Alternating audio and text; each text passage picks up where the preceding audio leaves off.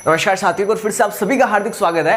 अगर आप class 12 physics की तैयारी कर रहे हैं और आपकी तैयारी के अंदर फिजिक्स जो थोड़ी सी रुकावट बन रही है, तो यकीन मानिए आप बिल्कुल से सही जगह पर है, जहां पर मैं आपको आपकी पूरी क्लास 12 की जो फिजिक्स है वो यहां पर करवाने वाला हूं विद नोट्स। आपको जो हैंड रिटन नोट्स है वो नीचे डिस्क्रिप्शन के अंदर आपको एक लिंक मिल रही है, जिस पर आप डायरेक्टली क्लिक करते ही ब्लू लिंक है, क्लिक करते आप लोग डायरेक्टली उस जो नोट्स है आपको उसके ऊपर पहुंच जाओगे।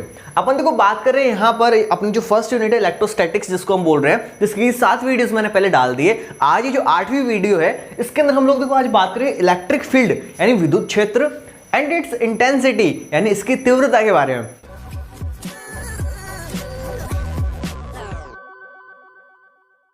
अब क्या विद्युत क्षेत्र है, क्या इसकी तीव्रता है, देखो जानते हैं। सबसे पहले इसका मैं एक छोटा सा आधार आपके सामने तैयार करना चाहूंगा, रखना चाहूंगा, जैसा कि मैं हर बार करता हूं। इस वीडियो के लिए देखो अपन शुरुआत करते हैं इंटेंसिटी या इलेक्ट्रिक फील्ड की जरूरत क्यों पड़ी अपन को। अपन बात कर रहे थे कूलाम वाले नियम के अंदर कि अगर अपने पास कोई भी दो स्थिर आवेश है तो उनके मध्य लगने वाला जो बल है वो हम कूलाम के नियम से बड़े आराम से निकाल पा रहे थे, कोई दिक्कत नहीं थी। इसके बाद दो से ज्यादा बहुत सारे अपने पास अगर आवेश हो गए तो भी अपन जो अध्यारोपण का सिद्धांत था उसको काम में लेकर बड़े आराम से इनके मध्य बल निकाल लेते थे। लेकिन आखिर ऐसा है क्या भाई कि इनके मध्य बल लग रहा है, क्या है इनके पास ऐसा? तो इस चीज का जो जवाब है वो निकल कर आया इस इलेक्ट्रिक फील्ड के रूप में। यानी ये जो हमारा सवाल था इसका जो जवाब दिया था वो दिया था इलेक्ट्रिक फील्ड ने। अब देखो इलेक्ट्रिक फील्ड होता क्या है, इसको समझाने के लिए भी मैं आपको एक छोटा सा एक और आधार तैयार करना चाहूंगा। देखो हमेशा जब भी अपन पढ़ते हैं ना तो हमेशा हमें नोन टू अननोन की ओर जाना चाहिए, यानी जो हमें पता है पहले से उसको काम में लेते हुए जो हमें नहीं पता है उसकी ओर जाना चाहिए। तो देखो आवेश, शायद आपको आवेश के बारे में इतनी ज्यादा जानकारी नहीं होगी क्योंकि इससे पहले आपने क्लास 10th के अंदर जरूर आवेश को थोड़ा सा पढ़ा था कि आवेश प्रवाह किधर को विद्युत धारा कहते हैं, लेकिन वहां पर आवेश से हमें कोई लेना देना नहीं था कि क्या होता है क्या नहीं होता। यहां पर देखो अपन को आवेश है, चूंकि पूरा का पूरा लेना देना है सारा का सारा इलेक्ट्रोस्टैटिक्स के अंदर तो आवेश है, और इलेक्ट्रोस्टैटिक्स के बाद अपन जब करंट इलेक्ट्रिसिटी में जाएंगे तो वहां पर भी अपन को आवेश तो देखो काम में आएगा, लेकिन ये आवेश वो इतना ज्यादा हमारा पहले से नहीं पड़ा हुआ। तो हमें जो चीज पता है उसको लेकर मैं एक बार चल रहा हूं। और हमें क्या पता है, हमें ये चुंबक पता है, सबके देखो ये चुंबक देखी हुई है। अब आप लोग सोच रहे होंगे कि मैं यहाँ पर स्थिर वैद्युतिकी के अंदर चुंबक कहां से लेकर आ गया। चुंबक के लिए तो ऑलरेडी आपके पास 2 यूनिटें दे रखी है। देखिए इससे मैं आपका आधार यहां पर तैयार करूंगा, इसके बाद अपन आवेश के ऊपर लौट कर आएंगे। सपोज करो आपके सबके देखो चुंबक तो सभी की देखी हुई है, आपके पास 2 चुंबक है और आप छड़ चुंबक के बारे में सभी जानते हो कि इसके 2 सिरे या 2 ध्रुव होते हैं, जिसको एक को अपन नॉर्थ पोल बोलते हैं, दूसरे को साउथ पोल बोलते हैं। आप सभी ये भी जानते हो कि चुंबक के जो 2 समान सिरे होते हैं उनके मध्य सदैव प्रतिकर्षण होता है, और जो इसके 2 विपरीत सिरे होंगे उनके मध्य सदैव क्या होगा, आकर्षण होगा। अब देखो एक चुंबक तो मेरे पास ऐसे यहां पर है और एक चुंबक मैंने से 10 किलोमीटर दूर रख दी। मुझे बताओ क्या आकर्षण प्रतिकर्षण होगा यहां पे? खुद सोच के देखो। अरे बिल्कुल नहीं होगा। अगर वो चुंबक मैं 10 किलोमीटर से थोड़ा सा इसके पास में लेता हुआ 1 किलोमीटर ले आऊं तो भी कुछ नहीं होगा। वो चुंबक अगर मैं देखो यहां पे भी ले आता हूं तो भी एक बार अपन मान के चलते हैं कि यहां पर लेके आया तो भी कुछ नहीं हुआ, न कोई आकर्षण है न कोई प्रतिकर्षण है। क्यों? क्योंकि इनके बीच की जो दूरी है वो ज्यादा है। लेकिन जैसे जैसे धीरे धीरे मैं इसको इसके पास में खिसकाता चला गया तो मुझे यूं लगा कि यार जैसे मैं यहां पर पहुंचा तो यहां पर पहुंचने के बाद इस चुंबक ने इसको खींचा या इस चुंबक ने उसको खींचा। यानी कहने का मेरा मतलब है कि इस दूरी पर आने के बाद मुझे यूं लगने लगा कि ये जो चुंबक है इसके ऊपर बल लग रहा है। किसके द्वारा? इस वाले चुंबक के द्वारा। तो देखो ऐसा क्या हुआ कि इस साइड में इधर कहीं पर भी बल नहीं लग रहा था, और ये जो दूरी है इसको जैसे मैंने लांघना स्टार्ट किया तुरंत इसके ऊपर बल लगना शुरू हो गया। तो देखो इसको समझते हैं, यही जो आपका कंसेप्ट है वो क्लियर करने वाला है। हम क्या कहेंगे, प्रत्येक चुंबक के चारों ओर, दुनिया की कोई भी चुंबक हो, प्रत्येक चुंबक के चारों ओर एक ऐसा क्षेत्र पाया जाता है कि इस क्षेत्र में आने के बाद ही कोई दूसरी जो चुंबक है वो बल महसूस करेगी। ठीक है, यानी प्रत्येक चुंबक के चारों ओर एक ऐसा स्थान होगा जिससे बाहर चुंबक का कोई प्रभाव नहीं होगा। चुंबक का प्रभाव कहां होगा? इस चुंबक के चारों ओर केवल और केवल इस विशेष स्थान में ही होगा।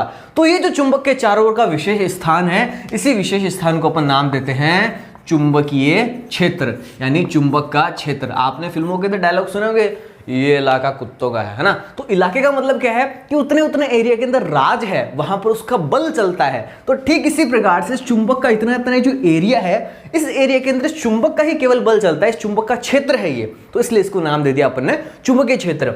अब देखो जैसे ये वाले चुंबक इस क्षेत्र के अंदर प्रवेश करेगी वैसे क्या होगा, इस चुंबक के ऊपर बल लगना शुरू हो जाएगा और जैसे जैसे ये चुंबक के पास में आती चली जाएगी वैसे वैसे इस बल का मान जो है वो बढ़ता जाएगा। अब ये जो बल का मान बढ़ रहा है इसका पता हमें कौन बताएगा, इसका पता हमें इंटेंसिटी बताएगी। तो देखो पहली चीज तो था इलेक्ट्रिक फील्ड यानी चुंबक जो आपके विद्युत क्षेत्र, तो क्षेत्र को समझाने के लिए तो देखो मैंने आपको चुंबक का एग्जांपल काम में लिया। अब जैसे जैसे देखो बल जो है वो बढ़ता जाएगा, इसका मतलब बल की प्रबलता बढ़ रही है और इस प्रबलता को हम लोग क्या कहते हैं, तीव्रता कहते हैं। अब ये सारी बातें तो अपन को देखो पढ़नी है जो मैग्नेटिज्म वाली अपनी यूनिट है, चुंबकत्व वाली जो अपनी यूनिट है उसके अंदर। लेकिन यहां पर केवल और केवल मैं आपका आधार तैयार कर रहा था कि सेम चीज अपन पढ़ेंगे उस वाली यूनिट के अंदर। क्यों ये सब कुछ करना पड़ा मेरे को, क्योंकि आवेश जो वो आपका पहले कभी देखा हुआ नहीं है, लेकिन चुंबक आप सभी की पहले देखी हुई है। और उम्मीद करता हूं कि जो सारी राम कहानी मैंने अभी चुंबक के बारे में बताई है ये सबको क्लियर हुई होगी। अगर ऐसा है तो बहुत ही आराम से आपको जो आवेश के बारे में हम विद्युत क्षेत्र और विद्युत क्षेत्र की तीव्रता पढ़ने वाले हैं वो आप सबको क्लियर होगी। तो फटाफट से एक ही मिनट के अंदर फटाफट बोर्ड को साफ कर देता हूं, दोबारा लौटता हूं। अब देखो ये जो मैंने आपको बात बताई थी ये तो फटाफट अंदाज में मैंने बताती। अब अपन देखो धीरे धीरे अपनी बात पर फिर से आते हैं। मान लिया ये कोई अपना आवेश है, इस आवेश का नाम मैं मान लो दे देता हूं Q, ठीक है। अब सेम टू सेम बात वो यहां होगी, प्रत्येक आवेश के चारों ओर एक ऐसा क्षेत्र होता है जिसमें अगर कोई दूसरा आवेश आए तो वो बल महसूस करता है। मान लिया ये एक आवेश है, इसके चारों ओर क्या है, इसका विद्युत क्षेत्र है, ठीक है। ये कोई दूसरा एक आवेश है, ठीक है। देखो एक बार मैं सेम कहानी अगर दोबारा से रिपीट करना चाहूँ तो उसके लिए मैं इस लाइन को मिटा देता हूँ ताकि आपकी और ज़्यादा अच्छे से क्लियर हो जाए, ठीक है। मैं क्या कर रहा हूँ आपको बताना चाहता हूँ कि यहाँ पर कोई एक आवेश पड़ा है, ठीक है। आप सभी को पता है समान प्रकृति के आवेशों के मध्य सदैव प्रतिकर्षण होता है। इसके आगे मैंने कोई माइनस का निशान नहीं लगाया, इसका मतलब ये भी धन आवेश है। इसके अभी आगे भी कोई मैंने माइनस का निशान नहीं लगाया तो इसका मतलब ये भी क्या है, कोई धन आवेश है। अब देखो ये जो आवेश जो मैंने यहाँ पर लिया है एक स्पेशल आवेश है, इसका नाम देखना क्या है, इसको मैं बोलता हूं एकांक परीक्षणी धनावेश। अब देखो ये जो नाम मैंने इसका दिया है एकांक परीक्षणी धनावेश, इसको एक बार गौर से समझने की कोशिश करना। एकांक जिसको अपन देखो इस पूरे को अपन इंग्लिश में बोलते हैं यूनिट टेस्टिंग चार्ज। यूनिट का मतलब क्या है, इकाई। अब इकाई क्या चीज है, इस आवेश का परिमाण है इकाई, यानी 1 कूलाम का ये आवेश है। परीक्षणी, परीक्षणी वो आवेश होता है जिसको अपन टेस्टिंग के लिए यूज करते हैं। अब इसका फायदा क्या होता है, देखो एकांक परीक्षणी का फायदा ये होता है ऐसा आवेश जिसका खुद का कोई विद्युत क्षेत्र नहीं हो। पीछे वाला जो केस था उसके अंदर आपने शायद नोटिस नहीं किया होगा, अगर नोटिस करते तो यहां पर ये भी समझ जाते हैं आप। देखो ये N ये S चुंबक के चारों ओर का क्या होता है, चुंबकीय क्षेत्र। मैं जो दूसरी चुंबक लेके आया था अगर मान लो इसका खुद का भी चुंबकीय क्षेत्र होता तो देखो इसका चुंबकीय क्षेत्र मान लो यहां से इतनी दूर है चुंबक, तो इसका खुद का चुंबकीय क्षेत्र भी तो है भाई। तो ये चुंबकीय क्षेत्र आपस में अनुक्रिया करते तो यहां पर आकर्षण प्रतिकर्षण हो सकता था, है ना। लेकिन अगर अपन यहां पर ऐसे चुंबक काम में लें जिसका खुद का कोई चुंबकीय क्षेत्र ना हो तो बड़े आराम से अपन केवल और केवल इस चुंबक को यहां पर लाने पर ही बल महसूस करते हैं ना, तो अपन को रियल चीज पता चलती। सेम यहां पर वही कंसेप्ट यहां पर चलता है। एकांक परीक्षणी आवेश का मतलब क्या होता है, ऐसा आवेश जिसका परिमाण इकाई हो और खुद का कोई विद्युत क्षेत्र उसका ना हो। धन आवेश अपन ने देखो पॉजिटिव चार्ज लिया है काम में। अब देखो ये आवेश इससे मान लो बहुत दूर अनंत पर पड़ा हुआ है। अब अनंत पर पड़ा हो तब तो इसके ऊपर कोई बल नहीं लगेगा, लेकिन जैसे ही मैं इस आवेश को, इस परीक्षणी एकांक परीक्षणी धनावेश को इस वाले आवेश के पास में लेकर आने लगता हूं तो एक विशेष दूरी पर आने के बाद इस आवेश पर इसके कारण बल लगने लगता है, ठीक है। तो वो जो विशेष दूरी वो मैंने मान ली है, ठीक है। इस विशेष दूरी मान ले ये आवेश यहाँ पे पड़ा था तो कोई बल इसके ऊपर नहीं लग रहा। जैसे मैं इस वाले आवेश को यहां से उठाकर यहां पे ले आया, ये Q0 आपका यहां पर आ गया तो इस पर बल लगना शुरू हो गया। जैसे जैसे मैं इसको देखो अंदर लाता जाऊंगा वैसे वैसे इसके ऊपर बल का जो मान है वो लगातार क्या होने लग जाएगा, बढ़ने लग जाएगा। अब देखो इसकी जो परिभाषा है विद्युत क्षेत्र की यानी इलेक्ट्रिक फील्ड की वो मैं क्लियर करता हूं। यहां पर प्रत्येक आवेश की, देखो इस वाले आवेश की बात करूं, प्रत्येक आवेश के चारों ओर एक ऐसा क्षेत्र पाया जाता है, ये वाला देखो पूरा क्षेत्र, जिसमें कोई दूसरा आवेश लाने पर वह बल महसूस करता है। तो ये जो ऐसा क्षेत्र है इसी क्षेत्र को हम क्या कहते हैं, विद्युत क्षेत्र कहते हैं। बड़े शानदार तरीके से आपको जो नोट्स है उसके अंदर बड़ी शानदार लैंग्वेज के अंदर जो परिभाषा है वो मिल जाएंगे आपको, ठीक है। थोड़ी सी देर के अंदर मैं वीडियो डालते हाथों हाथ आपके जो नोट्स है वो भी साथ में अपडेट कर देता हूँ, तो आप बड़े आराम से वहाँ पर देख सकते हैं। और उम्मीद करूँगी आप लोग जो वीडियोज़ को एंजॉय कर रहे होंगे। अगर ऐसा है तो देखो वीडियो को शेयर करने से बिल्कुल भी मत हिचकिचाना, लाइक कर देना, कमेंट करके अपनी जो प्रतिक्रिया है वो जरूर मुझे बताना। और वीडियो एंड तक देखो जरूर पूरा देखा करो, क्योंकि एंड तक मैं आपको कुछ सवाल भी ऐसे होते हैं जो कि मैं आपसे पूछता हूँ, और आज मैं आपको होमवर्क भी देने वाला हूँ, ठीक है। तो इसको भी आप ध्यान में रखते हुए पूरी वीडियो जो है वो देखें। दोबारा से इसको देखो, रिपीट कर रहा हूं। प्रत्येक आवेश की चारों ओर एक ऐसा स्थान, एक ऐसा क्षेत्र पाया जाता है जिसमें यदि कोई दूसरा आवेश हम लोग लेकर आए तो उस आवेश पर बल महसूस किया जाता है, ठीक है। तो उस आवेश के चारों ओर का ये क्षेत्र क्या कहलाता है? विद्युत क्षेत्र। तो ये तो हो गया हमारा विद्युत क्षेत्र। अब देखो बात करते हैं अगली टर्म पे, अपन मूव ऑन होते हैं।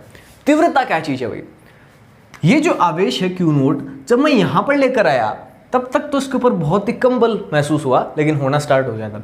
जैसे मैं इसको और अंदर लेके आया तो इसके ऊपर बल का मान बढ़ गया। जैसे जैसे देखो मैं आवेश के निकट जाता जाऊंगा, हर बार क्या होगा? लगने वाले बल का मान जो है वो बढ़ता जाएगा। अब बल कितना प्रबल लगता है, इस बल की प्रबलता को बताने के लिए हम एक भौतिक राशि का यूज करते हैं जिसका नाम है विद्युत क्षेत्र की तीव्रता। अब देखो जो तीव्रता है, हिंदी में मैं यहां पे लिख देता हूं विद्युत क्षेत्र की तीव्रता। तीव्रता का पता कैसे लगाते हैं अपन कि क्या है विद्युत क्षेत्र की तीव्रता? तो उसकी देखो परिभाषा मैं देना चाहूंगा। विद्युत क्षेत्र में किसी एकांक परीक्षणीय धन आवेश पर लगने वाले बल, ये देखो लगने वाला बल जिसको अपन F से दर्शाते हैं, दोबारा रिपीट कर रहा हूं। विद्युत क्षेत्र में किसी एकांक परीक्षणीय धन आवेश पर लगने वाले बल और उस परीक्षणीय धन आवेश के अनुपात को विद्युत क्षेत्र की तीव्रता कहते हैं। अब देखो मुझे बताओ ये डेफिनेशन आपको क्लियर हुई कि नहीं हुई? दोबारा से देखो रिपीट कर रहा हूं। यहां पर क्या है? ये तो बल है, ये एकांक परीक्षणीय धनावेश है, ये दोनों का अनुपात है, इसी को अपन क्या कह रहे हैं? विद्युत क्षेत्र की तीव्रता। तो परिभाषा दोबारा देखना। विद्युत क्षेत्र में स्थित किसी एकांक परीक्षणीय धन आवेश पर लगने वाले बल और उस परीक्षणीय धन आवेश के अनुपात को उस बिंदु पर, जिस बिंदु पर ये रखा हुआ है, विद्युत क्षेत्र की तीव्रता कहते हैं। हर एक जो वर्ड है वो यहां पर इंपॉर्टेंट है। मैंने यहां पर एक वर्ड काम में लिया है, उसी बिंदु पर, ये और कहीं पर नहीं होगी विद्युत क्षेत्र की तीव्रता। ये जो ये आप निकालोगे ना F/Q0 से, ये केवल इसी बिंदु के लिए मान्य होगी। तो ये आपकी परिभाषा बन गई कि विद्युत क्षेत्र में स्थित किसी बिंदु पर एकांक परीक्षणीय धनावेश पर लगने वाला बल और उस परीक्षणीय धनावेश का अनुपात उस बिंदु पर विद्युत क्षेत्र की तीव्रता कहलाता है, ठीक है। ये आपका बन गया फॉर्मूला विद्युत क्षेत्र की तीव्रता के लिए। अब देखो तीव्रता के लिए कुछ खास बातें, ठीक है। क्या खास बात? सबसे पहला इसका मात्रक। मात्रक देखो आप सभी निकाल सकते हो। बल का मात्रक आप सभी जानते हो क्या होता है? न्यूटन। और आवेश का मात्रक आप सभी जानते हो, न्यूटन पर कूलाम हो गया, ठीक है। कोई समस्या इसके अंदर नहीं है। अगली बात, विद्युत क्षेत्र की जो तीव्रता है वो एक सदिश राशि है। जब सदिश राशि है तो अपन इसके ऊपर वेक्टर लगा सकते हैं, क्योंकि बल भी क्या है? एक सदिश राशि है। तो ये चीजें देखो आपको पता होनी चाहिए। अब बात करते हैं विद्युत क्षेत्र की जो तीव्रता है, इससे अपन एक फॉर्मूला यहां पे निकालते हैं। आवेश पर लगने वाला बल, आप लोग देखो ये जो टर्म है यहां पे देख पा रहे होगे, E/F/Q0 है, ठीक है। अगर मैं इसको पक्षांतरण करके यहां पर बल का मान निकालना चाहूं, यानी आपको जो परीक्षणीय आवेश है या दुनिया का कोई भी आवेश है उस पर लगने वाली यदि मैं बल का मान देखना चाहूं, तो बल का मान क्या आएगा? वहां से पक्षांतरण करने पर आपका जो Q है वो इस साइड आ गया, Q0E। यानी जरूरी नहीं आपका Q0 ही हो, यहाँ पर दुनिया का अगर कोई और दूसरा भी आवेश है तो उस पर जो लगने वाला बल है वो बल क्या आ गया? F/QE vector. इतनी चीज क्लियर है ना आप सबके? अब देखो यहां से मैं आपको एक चीज बताने वाला हूं।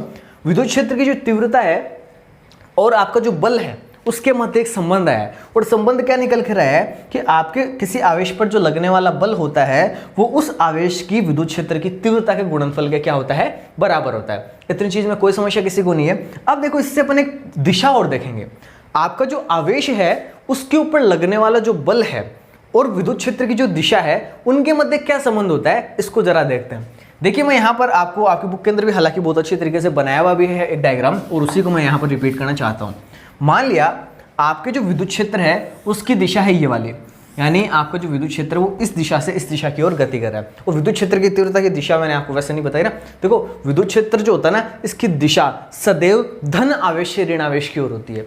हमेशा आपके विद्युत क्षेत्र की जो दिशा है वो पॉजिटिव टू नेगेटिव होगी, यानी आपके हमेशा धन आवेश से ऋण आवेश की ओर विद्युत क्षेत्र की दिशा होती है। द्विध्रुव की अपन बात करें तो वहां पर उल्टा होगा, लेकिन आपको यहां पर ध्यान रखना है हमेशा पॉजिटिव टू नेगेटिव क्या होगी? विद्युत क्षेत्र की तीव्रता की दिशा। अपन ने विद्युत धारा की दिशा देखी थी क्लास 10th के अंदर, तो वहां पर भी सेम टू सेम जो धारा की दिशा है वो भी पॉजिटिव टू नेगेटिव होती है। अब यहां पर आ जाते हैं, मान लिया विद्युत क्षेत्र जो है इसकी तीव्रता इस दिशा में, यानी विद्युत क्षेत्र इस दिशा में गति कर रहा है। अगर आपका आवेश धनावेश है, ये मान लिया आपका कोई आवेश है Q, और ये कैसा है? पॉजिटिव Q है, तो हमेशा इस आवेश पर जो लगने वाला बल होगा ना, उस बल की दिशा भी सेम वही होगी जो विद्युत क्षेत्र की तीव्रता की दिशा है, ठीक है।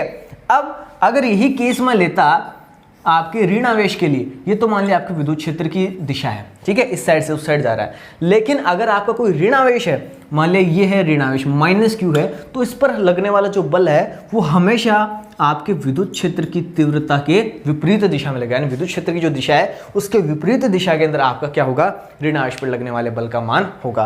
तो गाइज ये था अपना आज की इस वीडियो के अंदर, जिसके अंदर हमने जाना है विद्युत क्षेत्र किसको कहते हैं, विद्युत क्षेत्र की तीव्रता किसे कहते हैं। उसके बाद हमने देखा था विद्युत क्षेत्र की तीव्रता का फॉर्मूला, इसका मात्रक, ये एक सदिश राशि है। इसके बाद अपन ने ये भी देखा कि आपके जो बल है और आपके विद्युत क्षेत्र की तीव्रता, उनके मध्य संबंध क्या होता है। और फिर अपन ने देखा कि किसी धनावेश पर जो लगने वाला बल है उसकी दिशा विद्युत क्षेत्र से किस प्रकार से संबंधित है, और आपकी ऋण आवेश पर लगने वाले बल की दिशा विद्युत क्षेत्र की तीव्रता से किस प्रकार से संबंधित है। ठीक है, तो इसी के साथ मैं इस वीडियो की तो करता हूं समाप्ति। आपके लिए जो होमवर्क है वो होमवर्क ये है कि कूलाम के नियम के बाद जो न्यूमेरिकल्स है वो आपको करने की कोशिश करनी है, और अगर आपको नहीं आए तो नीचे कमेंट के माध्यम से मुझे बताएं, ताकि मुझे पता चले कि हाँ सच में आपको क्लियर नहीं हुई वो, तो मैं आपको उनकी जो वीडियो है एक स्पेशल बना के बताऊंगा। ठीक है, लेता हूं फिलहाल अलविदा।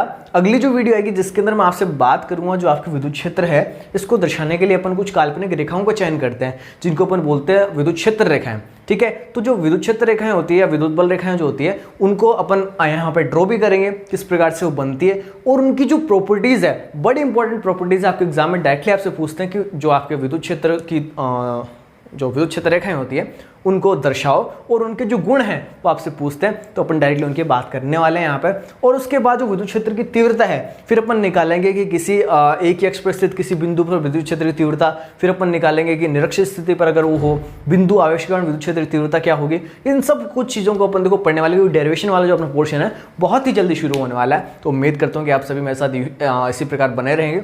चैनल को देखो लाइक करें, सब्सक्राइब करते रहें, और इसके अलावा जितनी हो सके आपसे शेयर जो है वो इसको कर दे रहे हैं। लेता हूँ अलविदा, मिलते हैं अगली वीडियो के अंदर, तब तक के लिए रखना ध्यान। जय हिंद, वंदे मातरम।